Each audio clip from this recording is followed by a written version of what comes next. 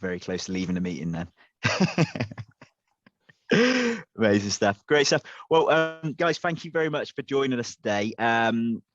I say really excited to bring David back in for part 2, and to kind of see what interesting insights he's got for us today. I know he's already mentioned before for you guys jumped on that this is an even more interesting session than week 1. So yeah, really excited to see what's to come. Just a very brief introduction. So for those who aren't aware of myself or Moxie, I'm the co-founder of Moxie People, and we're a specialist recruitment agency based in South Wales with a human-centered approach. We partner with housing associations and charities across the region to bring the best talent into the sector through a robust and recruitment and onboarding process. As we're all aware, everyone who's attending today and everyone who'll be watching the recordings following, we're in a really difficult market at the moment in terms of recruitment. A lot of services from housing associations, charities who deliver quite similar services and have a different kind of offering at the moment. It's proven really difficult to attract some of the best talent and also retain talent at the same time. So we see these kind of sessions as being really well timed at the moment because everyone is going through these challenges. And as I say, I'm only kind of 100% sure that what David has to say will only help us all going forward to bring in some of the best talent into the sector and into our own businesses.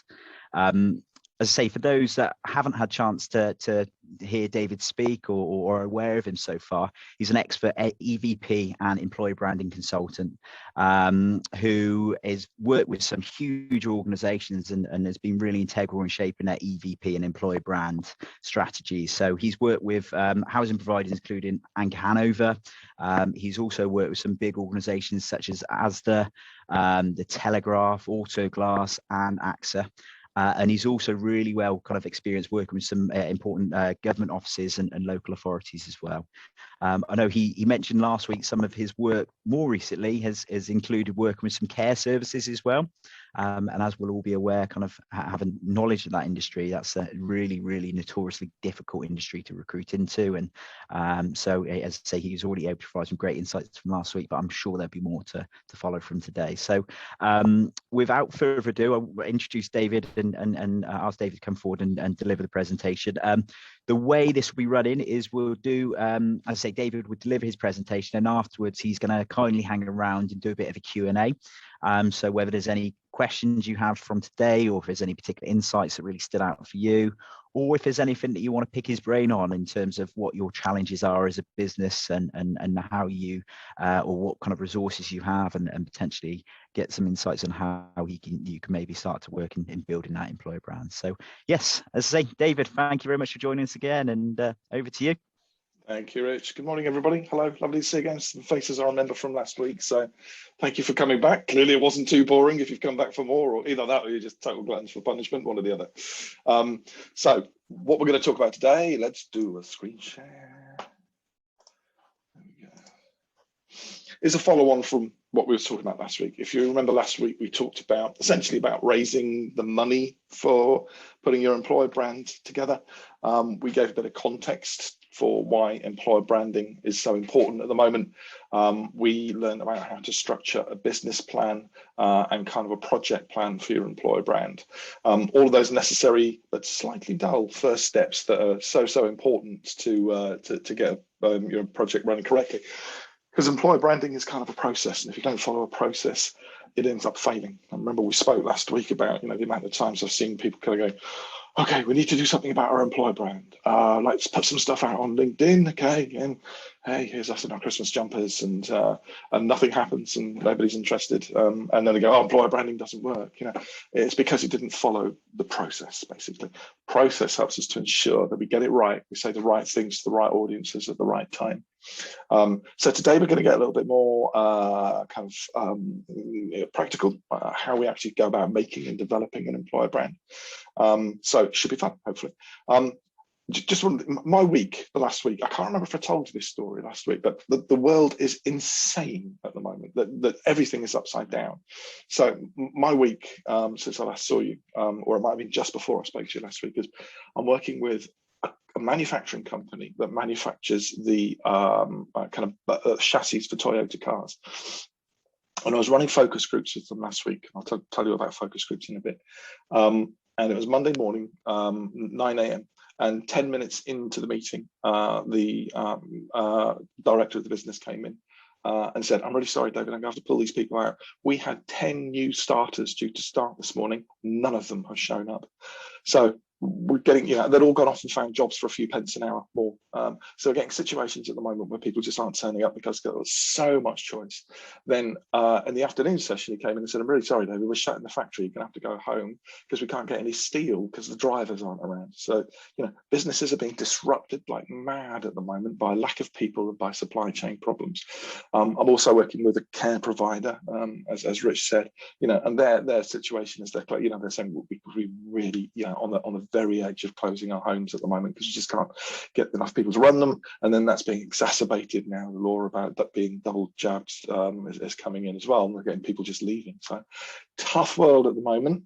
But the best we can do is tell an authentic and exciting story and help give ourselves the best possible chance of attracting people. So, right.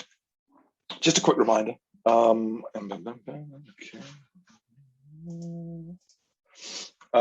As I said, me and my partner run Employer Branding Made Easy, and it's kind of two sides to the business. Part of it is employer branding consulting, that's working with clients to help them build their employer brand. Part of it is courses, and we have online courses in employer branding. What I'm going to do today is just kind of run you through part of our second course.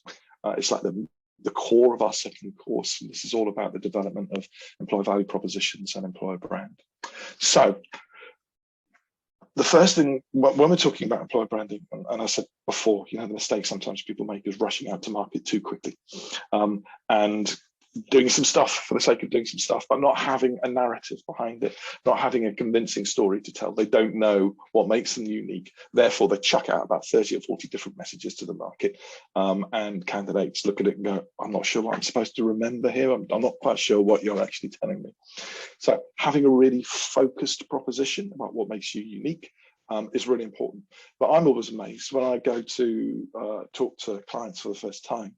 I say to them, "Why do people join and stay here? What's unique about your organization?" Usually they're kind of going, "Salary and benefits are kind of okay." Although everyone says we're not the best payers in town. I think every business always says that. But they don't know. They really don't know. And what we do is help them find out what is unique about them. And sometimes that's quite nuanced and not easy to find and not that easy to spot. So we do that through research. But it's really important to build that initial story that you can then kind of spin all of your work off. And we call this the EVP, Employer Value Proposition. So before launching into pretty works and pictures and content about what we're doing at work, for me, any organization, it's really important to get your story straight and to build your employer value proposition, your EVP. So an EVP, as defined by the CIPD as the unique set of benefits, rewards, and characteristics that make people want to join and stay with you instead of working for another organization.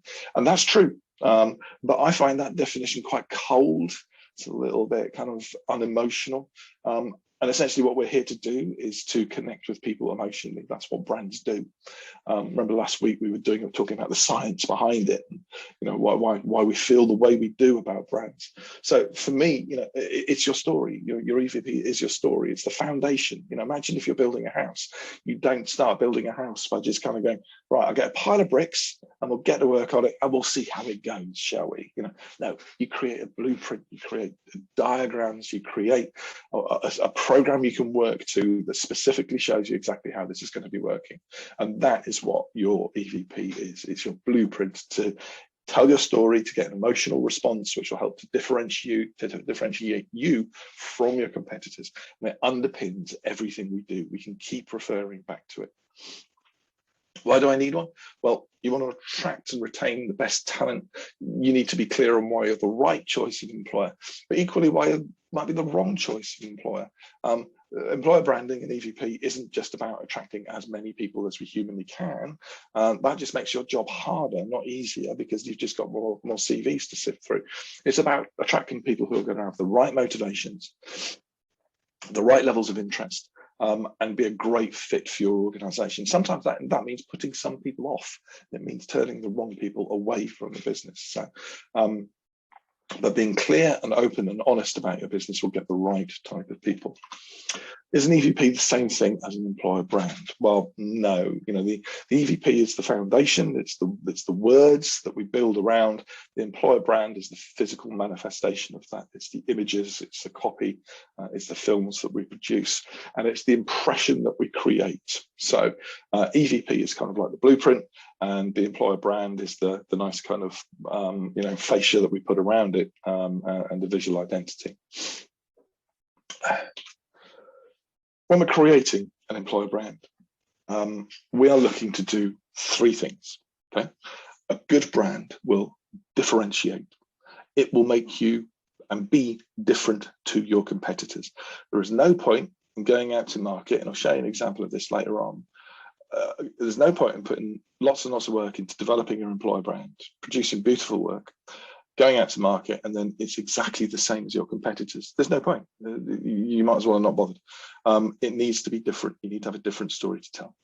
So differentiation, very, very important. It needs to be authentic. We don't want to sell our offer on a pipe dream, on a fairy tale. If we just kind of say, come and work here, it's utterly wonderful. Everything's fun. It's fantastic. People will join and then go, that's not what you sold me. And they will leave as quickly as they join. So you can't sell fairy tales. It's got to be authentic. Equally, it will be very demotivating internally if your own people see work and go, that is not the truth of working here. Actually, the truth is, harder than that and more difficult. It will demotivate them because they will just kind of think they're a pack of liars, to be honest. So authenticity is really, really important. And then finally, it's got to be attractive. We have to say things and show ourselves that create a connection with our target audiences. So we have to talk about things that are important to them. Again, remember we said last week, so often I see clients kind of doing stuff saying, we'll do this, but without stopping to think, is that what our audiences really want? Is that what matters to them? Is that what's important? Otherwise, you'll just miss your mark. So there are three things that we do to make sure we achieve all of these with our EVP and our employer brand: competitor research, audience research, and internal research. And I'll come back to these in a second and go through them in more detail with you. So authenticity. A number of times I've had this with clients where I put forward a proposal of work, CEO or someone high up in the business comes in and goes, David, don't worry about that. I can tell you everything you need to know about why it's brilliant to work for this business. And inevitably, actually, it's that they're wrong. Even the most senior people in a business don't know exactly what people feel. Having someone objective to come and talk to your people gets the truth out, basically. So I'm always a firm believer that this shouldn't come from the top. You build an employer brand from the bottom upwards. The only exception to that is if it's a new organization and clearly there isn't kind of a culture there yet for us to draw upon, then it is the vision of the leaders that we portray. But usually we build an employer brand from the ground upwards. We start researching the people who do the work and build it up from there. So we don't, as I said, if we do that and we get it wrong, it just alienates our own people and confuses external candidates. If we don't research properly, as we said, there is a risk you waste a lot of time and energy with irrelevance. Again, we've written our own kind of story here of what we think is really important and what we want to do, but we haven't stopped to think about what the outside world is interested in. So it ends up just kind of falling out into the world and people just not paying any attention to it. So we've got to be really focused, really understand what our audiences are looking for to make sure we connect with what's important to them. Otherwise, the risk is we just kind of miss our targets altogether, and all of the work that we're doing just is kind of a little bit purposeless. And it's really important that we are very refined with our understanding of our audiences and our messaging. more and more these days, because these days we're trying to do our storytelling in environments that aren't specifically about job seeking. You know, you used to just plonk all our jobs on job boards. You're okay there because people are already in the job, they're looking for a job. But increasingly, the work we're doing on social media in particular is an environment where people aren't necessarily looking for a job. So we're looking for passive job seekers, and we're trying to tap into their senses, you know, their emotion.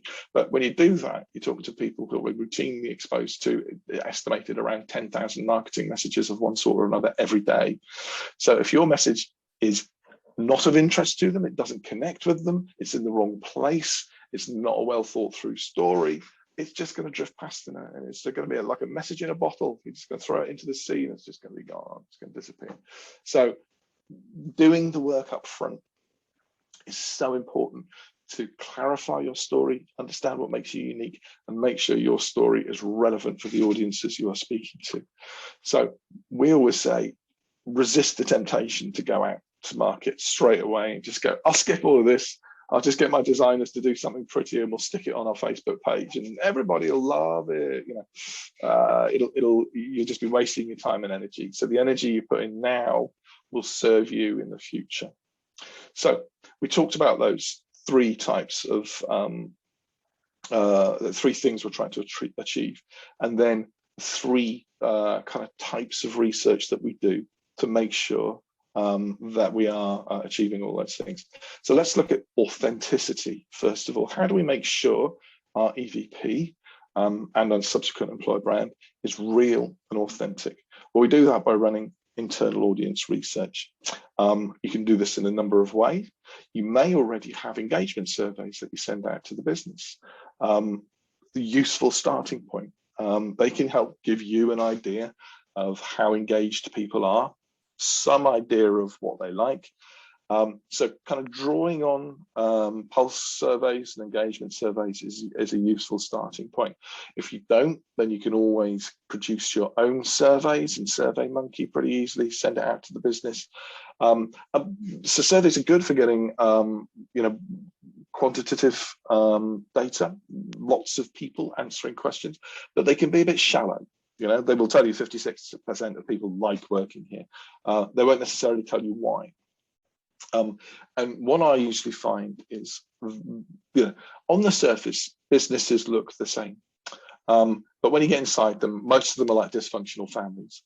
And the things that unite them and drive them are quite often quite unique to them, you know, whether it's their quirky personalities, the humor, the bonding that they do with their people, the way they deliver their services.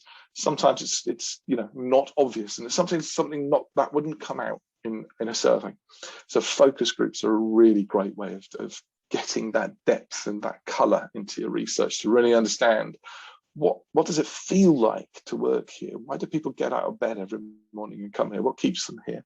So running focus groups generally of about 6 to 8 people across your business is a really good way of doing things. You know, try and get representation from different areas of the business.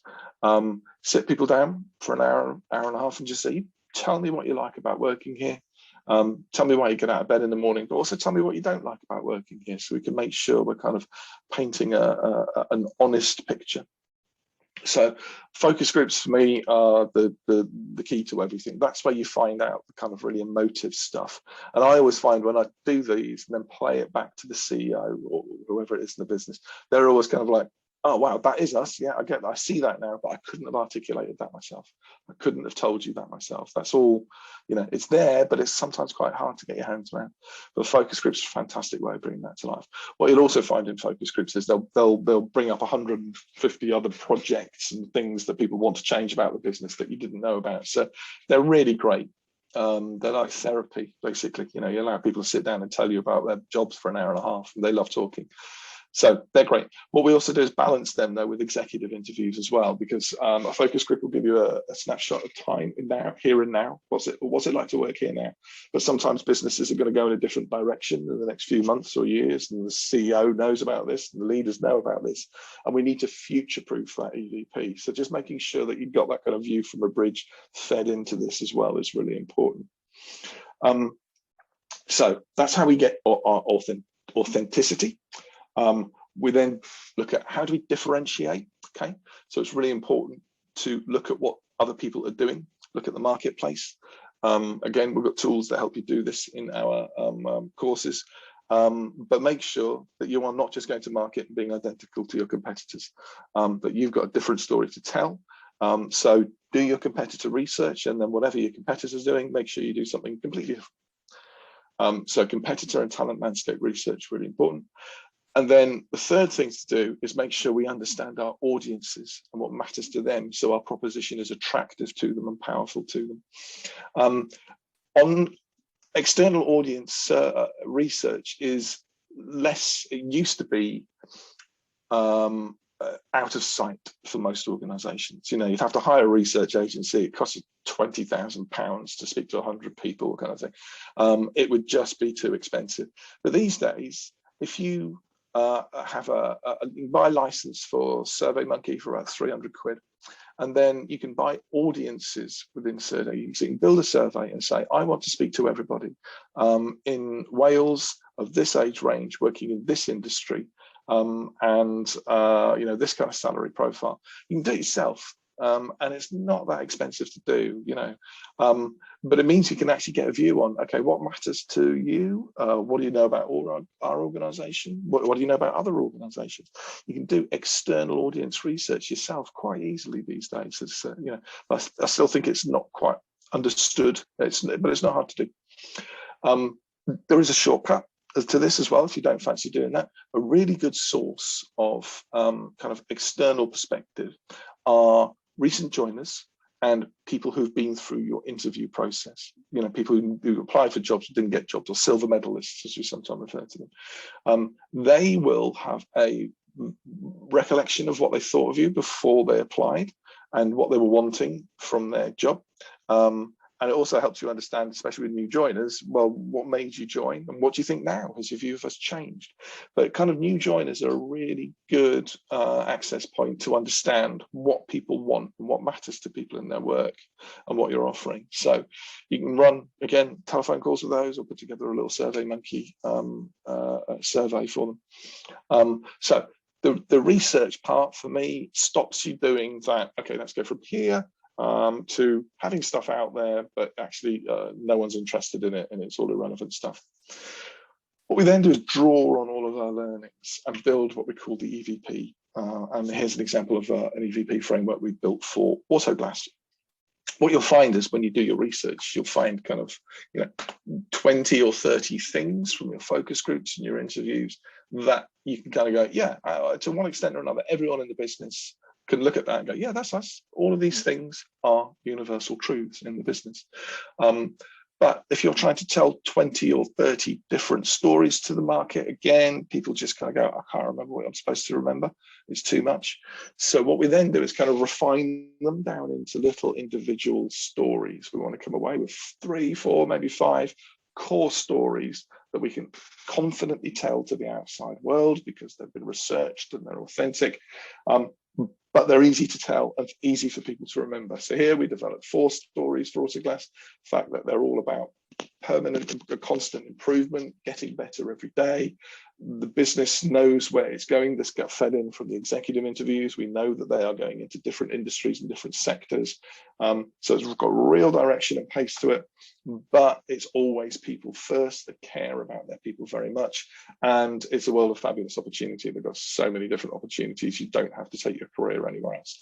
4 core stories we can now go and tell to the outside world with confidence, knowing that they're authentic and knowing that the outside world wants to hear these stories as well.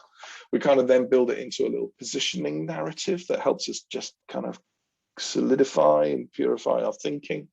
And then we're working with we'll put it all together in kind of nice, easy strap line to hang it on as well. Some people love strap lines. Some people, you know, don't. My view is nice if you got one that happens quite naturally and works really well. Don't worry if you don't. Too many people get hung up on that and go, our EVP is the possibilities are clear. Well, it's not. That's the strap line. Your EVP is that everything that's on that slide. You know, it's the story, it's the narrative that goes behind it. So we've now got a nice clear narrative. We've got our story. So that's us. What about them? What about the people we're trying to speak to? Again, if we've done our kind of bit of audience research, we've got an idea now of who our different target audiences are. What I find is a really helpful exercise to do is do a bit of kind of persona development. Again, those of you who've worked in recruitment will be very, very familiar with this. You know, sometimes when we're trying to do direct sourcing or hiring, we build out personas just to help us identify who is this person, what matters to them, what's important. So we kind of build personas for different areas of the business. So if we're saying, okay, well, our senior people are like this, but people working on the production line or people working in the care homes are like this, and we build out a little personality for them. You know, what do they do? What are their career goals? What are they frustrated by? What are their values? What platforms do they communicate on? Again, it gives us helpful to know where we think they are going to be, to make sure there's no point in us being on Instagram if they're all on Facebook, is it? You know, so we help identify where they are, what kind of age profile they have, their hobbies and preferences. So it's a really helpful thing to do, build personas for each of your kind of core roles.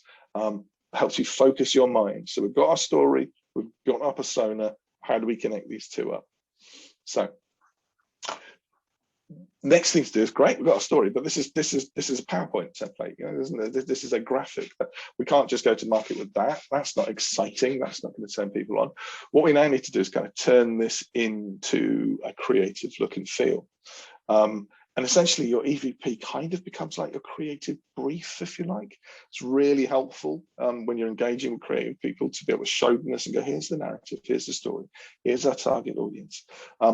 Rather than going to them going, can you just design something pretty for me? You know, it's pointless. So remember last time when we were doing our business planning, we said, up front, you're going to make some decisions about who's going to do this work. Is it going to be, are we going to engage with an agency or a consultant, or are we going to do most of this work in-house?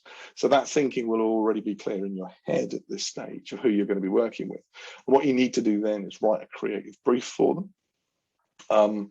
And as we said, your EVP kind of gives you that, if you like. But, you know, it's the briefing part, again, is not the most exciting part of employer branding, but it's one of the most important parts. My old creative director I used to work with always used to turn around to me, you know, when I was kind of head of client service, and say, David, shit in, shit out. Basically, if you put in a really poor creative brief, you will get poor work back out. It's so important to be accurate, concise, informed, emotive as well. What emotion you're trying to create. Don't just say we're looking for something that looks funky. It's like, oh God, everybody says that. You know, what emotion you're trying to create. You know, our business is different because our people care for each other so closely, and that kind of stuff really helps, lends itself to the creative work. So set of rules, just simple rules for writing a great creative brief, and kind of collaborate as well. Talk to people across the business, show them the brief, kind of go, yeah, do you think that's right? So that collaborative exercise. Once you put your brief together, then you start either working with your internal creative teams or your agency to kind of put some ideas down. You know, they should, from your brief, have a flavor of what is this going to be? Is this warm and kind of, you know, cuddly, or is this dynamic and fast paced? You know, what is this? What are we trying to reflect here? What's this reality we're trying to turn essentially into words and pictures? We start off usually really rough. So you can see we do kind of pen drawings, you know, we get taking that Autoglass EVP.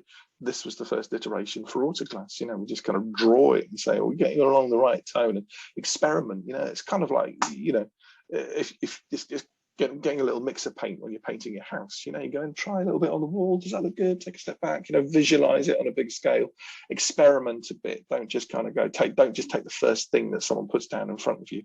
You should at this point have a really clear picture in your head of what you're trying to achieve. You know, it should just be a question of kind of adjusting that until you get the right tone.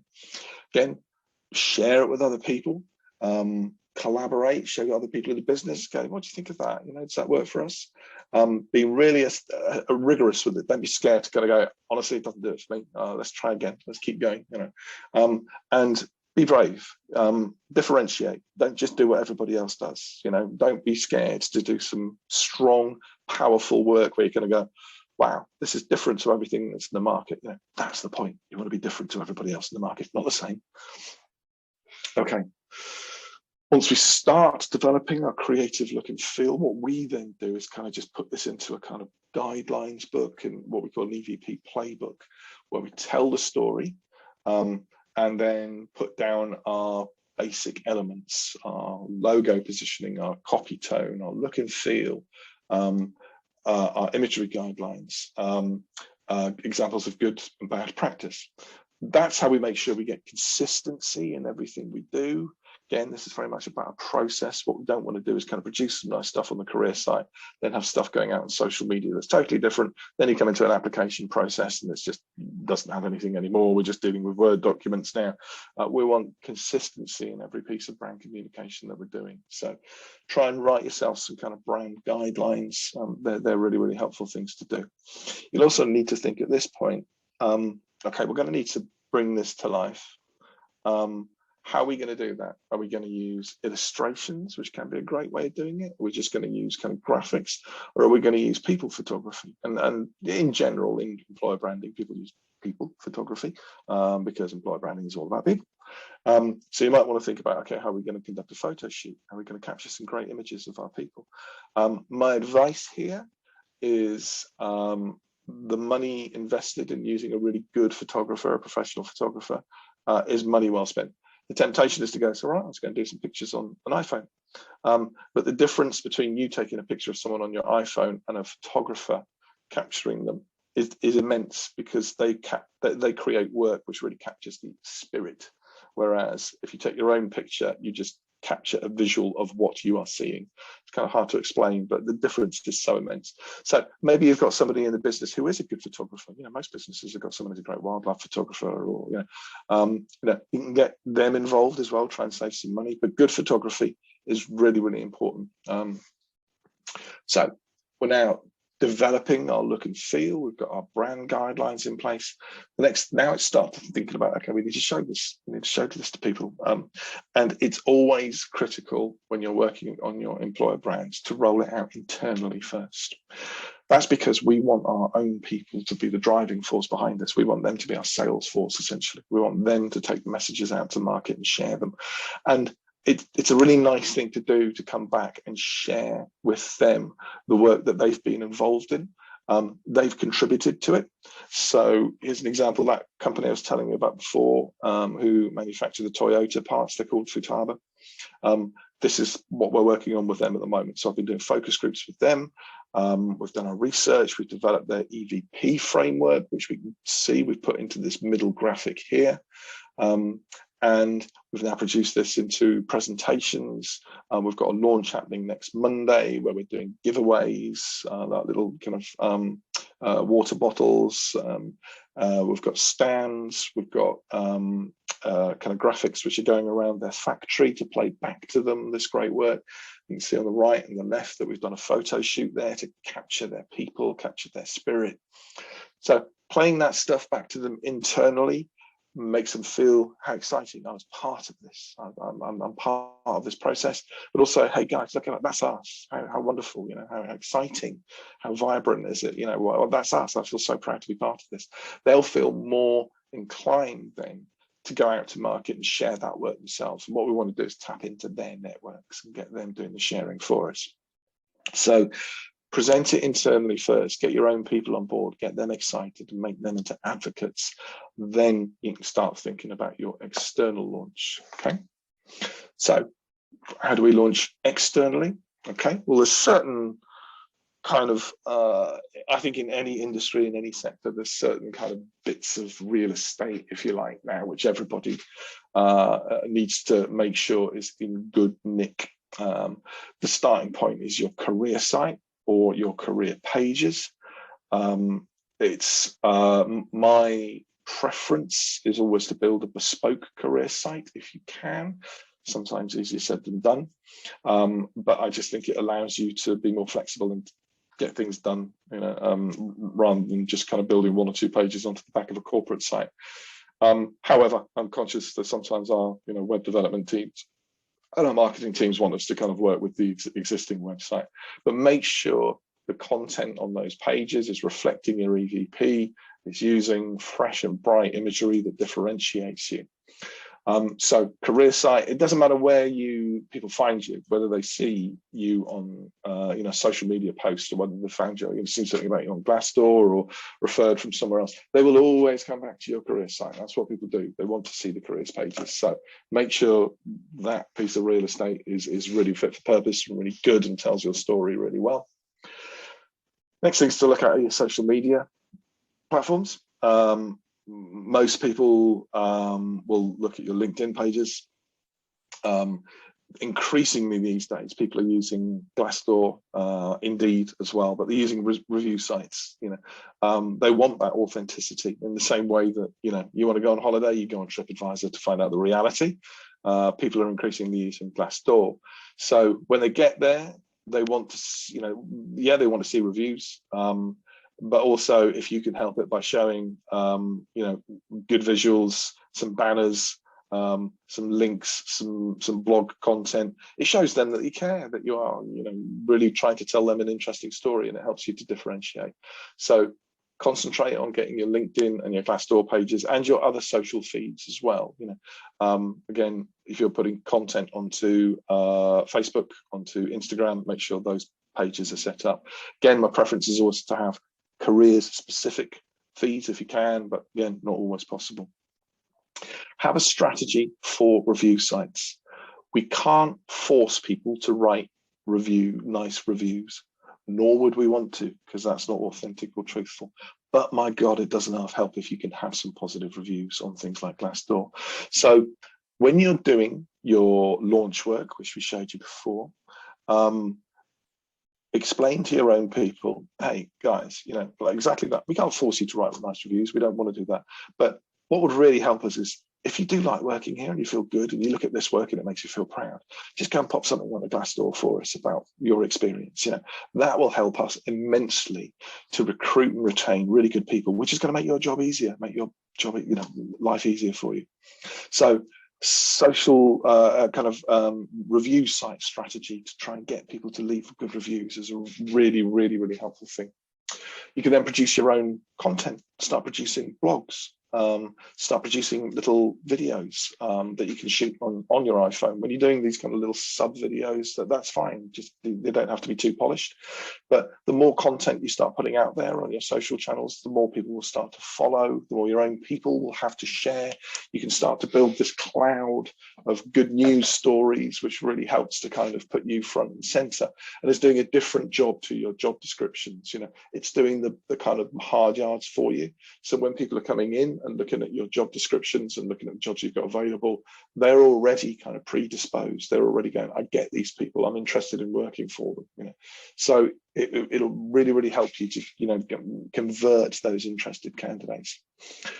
Use your social channels, try and get content out there frequently. Again, try and avoid we did something at Christmas and then we didn't do anything again until kind of July. Regular content is really helpful if you have maybe a few ambassadors in your business that you can ask to be really kind of enthusiastic people who will kind of go, right, I'll go out and find good stories for you to tell. We can give them tools so they can be posting and sharing, the good stuff all the time and push them out through your social channels. Make sure, again, you're tailoring your content for your audiences. There's no harm in doing the occasional, here's something that's going on in the business today. Here's Macmillan Cake Day, or here's, Comic Relief Day. A little bit of that. But what you really want is your stories to tell the story of your EVP. You want it to be related to your EVP. So, if one of your pillars of your EVP turns out to be, it's like working in a family here, well, try and tell some stories around that, try and tell some emotive stories that bring that to life. So make sure you're always referring back to the EVP and telling that story. As we said, get your own people sharing, keep reminding them when you produce new content, send a little email around going, guys, just put a new post on Facebook. Would you mind sharing it, please? Build that audience and build as much of that as you can free of charge. And then, as we said, think about the candidate experience. Again, the number of clients I work with, kind of go, yeah, we've got a lovely career site. And then you follow the journey through. and it kind of falls apart. You go into the applicant tracking system or something, and it becomes a little bit kind of formulated. And then they go into the interview and assessment process, and there's nothing there around it anymore. And by the time they get to join, they've forgotten all the good stuff that you told them in the first place. So look at your candidate journey, and try and make sure that your imagery, your language, the EVP is applied consistently all the way through. Okay, that's enough of me showing you bullet pointed slides. Let's show you some work which I think works and some work which perhaps doesn't work. So this is just a little visual from Anchor Hanover's career site. We helped them, I researched and developed their EVP, and then that's been brought to life on their career site. It's bright, vibrant, differentiates, has a nice kind of, you can see from the photography, we've tried to capture something which is a bit aspirational. That girl looks like she's kind of looking to the future rather than just kind of gazing straight at the camera. That's the value of a professional photographer. So I think that's nice work. Just looking around kind of housing as well. Sovereign housing, again, nice, bright work, clear proposition, the job that makes you smile. Okay, so clearly they feel they're an upbeat organization. It's friendly and warm, so that's kind of working for me. Just looking at work I've seen in the care sector, for example, HC1, I think, do some really nice work, but in a very different way. They tend to drive their employer branding with stories of their residents, the people they care for. And the whole thrust of the employer brand is you will meet people who will tell you amazing stories, and you are helping people in later life, in the elderly, but you will create these connections and these relationships with these people. So they tell stories about their history. So this one is about the pilot and the bailout over Hamburg, all done in a very nice illustrative way. So again, it's different, it differentiates, the compelling stories. I think that's really effective work. Now, I said before, employer branding tends to get driven by people imagery. And there is a little bit of a trap that we can fall into if we're not careful, if we don't do our kind of competitor analysis in the first place. So this is the Good Care Group. And this is won Employer Brand Awards. It's nice work. It's fine. It's nice. It's vibrant. It's bright. You get that sense that the people, the what's on the inside of the people is coming out. You really get a nice feel for the spirit of the organisation. But then if you look at Four Seasons Healthcare, one of their main competitors, that is also nice on its own. Again, vibrant, lively, perhaps in a sector that's sometimes seen as being a bit downbeat. It's nice, but it's hard to differentiate between the two. They both kind of look the same. And there's the little pitfall. And we have a little tendency, I think, in employer branding to follow the leader. If you work in brand marketing and you're a brand marketeer, the first thing you say is, that looks too much like them. We need to be different, because employer branding tends to be run by HR people who are, don't get me wrong, HR people are wonderful, but we tend to be slightly conformist. We tend to be slightly less challenging. So you tend to get people look at it and go, well, what they did, I really like. We just do that, But that's not differentiating, so that won't help you. So lovely work individually, but when you look at it in the context of this industry, it's not lovely work because it's just the same as everybody else. So that differentiating a part of it is really important. Now, my favourite work this year I've seen, I've been judging employer brand awards the last couple of weeks, and my favourite, without giving too much away, there's some terrific work going around at the moment. But my favourite is Essex County Council.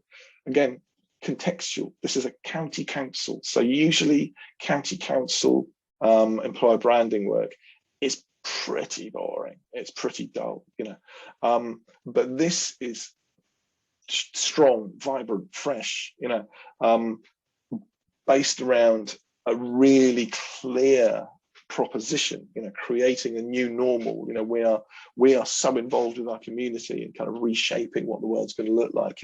The imagery is strong, the colors are so different. So this in its context, in the context of the public sector, I think is absolutely outstanding work. If you put it alongside NatWest or something like that, it might not look so powerful, but it's context. The people we are trying to attract are working for other local councils and they're working elsewhere in the public sector. And this is so different to anything else in that sector. And the results behind it, I can't share too much because we're kind of bound by an NDA, but the results behind it are fantastic. It has worked a treat. And an organization, again, they're recruiting, healthcare professionals, all sorts, and they are becoming the employer of choice, whereas before it just wasn't the case. So powerful stuff. So, differentiate, make it look and feel different, make it tell your story, have a clear proposition, make sure you're saying things that are really important to your audiences. This is what makes great employer branding, and is the difference between just doing something for the sake of it and creating something that really works. Just want to give a couple of tips on content as well.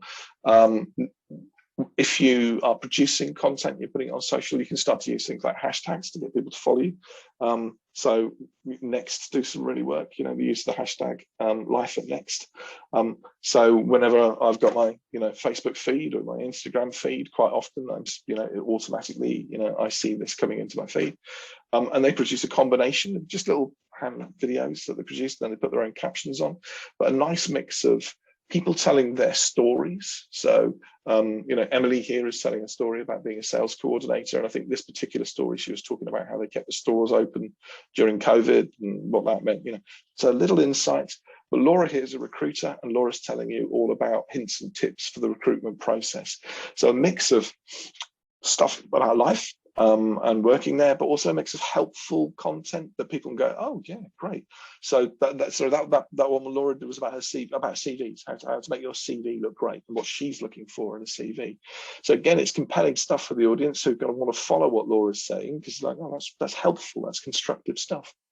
So little videos about life, constructive, helpful stuff, blogs. AutoTrader do some lovely work, again using the hashtag autotraderlife. This article is all about BAME acceptance, and about life there, about what it feels like to work there if you're from a BAME origins. And this one is just day in the life of a business analyst. Again, it's giving you insight, it's giving you depth, it's taking that EVP and telling you that story in a bit more of a long form, a longer form. And again, you can be promoting these little stories and blogs on your social media channels, getting your own people to produce that content and getting them to share it. So all this work that we're doing here isn't going to cost you anything apart from your own time and your own effort.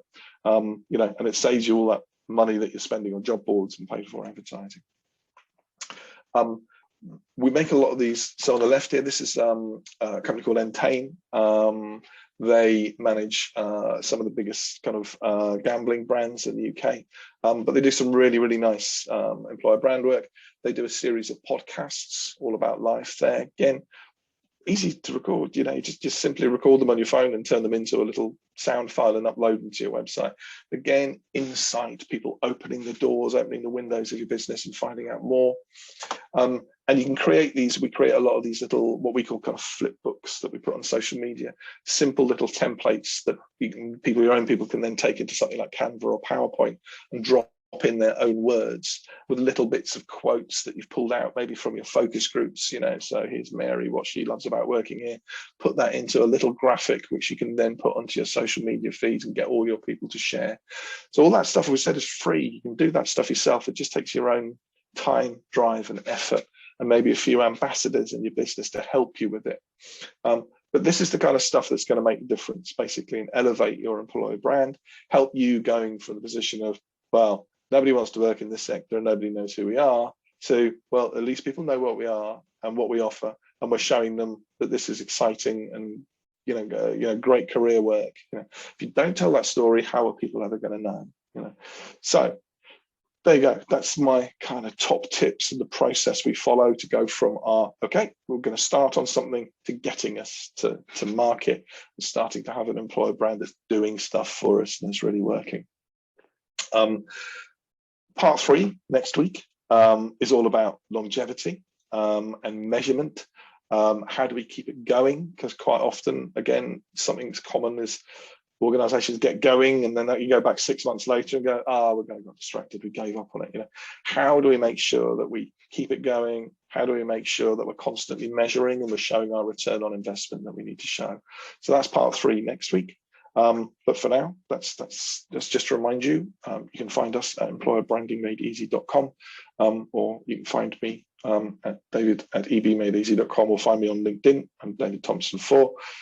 Loads more content and blogs and stuff on employer branding there as well. We're trying to put as much knowledge out into the market and share as much as possible.